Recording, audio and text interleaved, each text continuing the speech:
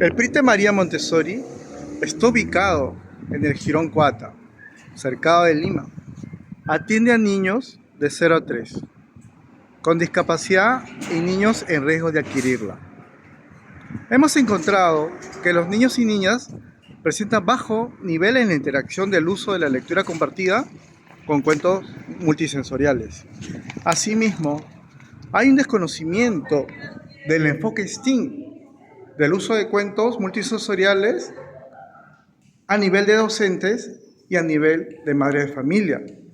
Por eso el PRITE da a conocer la implementación de la PRITEteca con enfoque STEAM para fortalecer el desarrollo de la comunicación y la interacción afectiva en la comunidad del PRITE.